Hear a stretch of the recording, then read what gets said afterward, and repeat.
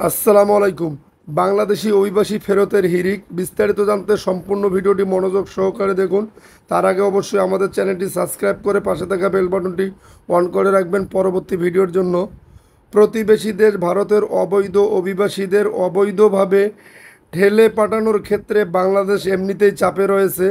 এমন সময়ে বাংলাদেশের বৃহত্তর শ্রমবাজার মালয়েশিয়া থেকে শত শত শ্রমিক ফেরত পাঠাচ্ছে মালয় সরকার। অনেককে আবার দেশের মধ্যে ঢুকতে না দিয়ে বিমানবন্দর থেকেই ফেরত পাঠানো হচ্ছে। অভিবাসীদের ফেরত পাঠানোর গাণিতিক পরিমাণ কবে শেষ হবে তা বলা বাহুল্য। এ অবস্থায় যুক্তরাষ্ট্রের পর নতুনভাবে ফেরতের তালিকায় যুক্ত হলো যুক্তরাজ্য। নতুন করে কানাডাও যুক্ত হচ্ছে এমনটি শোনা যাচ্ছে। বর্ডার গার্ড বাংলাদেশ বিজিবির দেয়া তথ্য অনুযায়ী ভারত থেকে 2200, যদিও ভারতীয় গণমাধ্যমের তথ্য মতে 2000, লিবিয়া থেকে পর্যন্ত প্রায় 600, যুক্তরাষ্ট্র থেকে 118, মালয়েশিয়া থেকে 770 জন এবং সর্বশেষ যুক্তরাজ্য থেকে শুক্রবার 15 জন অভিবাসী ফেরত এসেছে। ফেরত আসার তালিকায় রয়েছে ডেনমার্কও। আগামী কয়েকদিনের মধ্যে সে দেশটিও অবৈধ বাংলাদেশিদের ফেরত পাঠাবে বলে জানিয়েছে বাংলাদেশে অবস্থিত ডেনমার্ক দূতাবাস সূত্র। জানুয়ারি থেকে জুন পর্যন্ত বিএমইটি এবং ওয়েস ওয়ার্নার্স বোর্ডের তথ্য অনুযায়ী দেশগুলোতে আটক এবং ফেরত এসব অভিবাসী অবৈধভাবে দেশটিতে প্রবেশের অভিযোগ রয়েছে।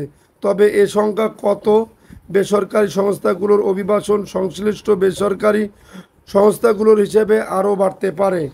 বর্ডার গার্ড বাংলাদেশ বিজিবি, প্রবাসী কল্যাণ মন্ত্রণালয় এবং পররাষ্ট্র মন্ত্রণালয় সূত্রে জানা যায়, যুক্তরাষ্ট্রের পর এবার অবৈধ বাংলাদেশি অভিবাসীদের ফেরত পাঠানোর ঘোষণা দিয়েছে যুক্তরাজ্য ও কানাডা।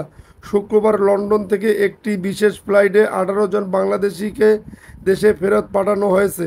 তবে পাঠানোর পরিমাণ বাড়তে পারে বলে জনকণ্ঠকে জানিয়েছে পররাষ্ট্র মন্ত্রণালয়ের একাধিক কর্মকর্তা।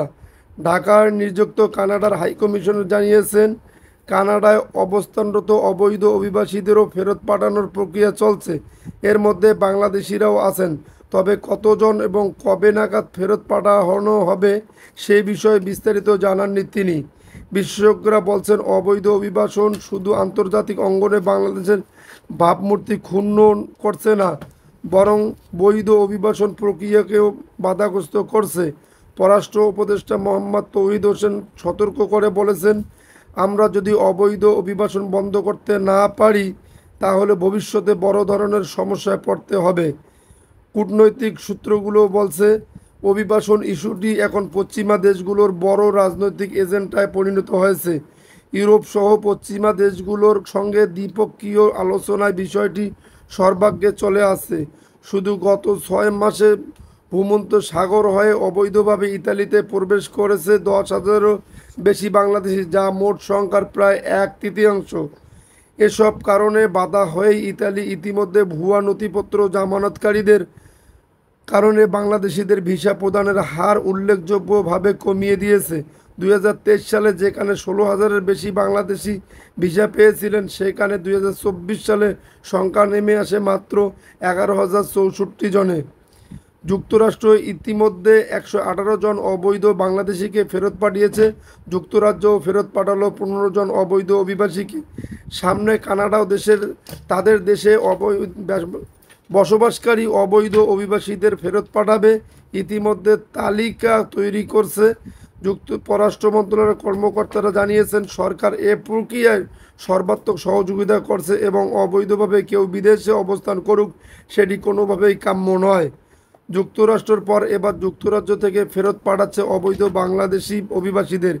এরই মধ্যে দেশটির 15 জন বাংলাদেশি নাগরিককে ফেরত পাঠাচ্ছে বলে নিশ্চিত করেছেন ইমিগ্রেশন সংশ্লিষ্ট মিশন সূত্র। তারা জানাচ্ছে, যেসব বাংলাদেশের বিরুদ্ধে অভিবাসন আইন লঙ্ঘনের অভিযোগ রয়েছে তাদের ফেরত পাঠানো হচ্ছে।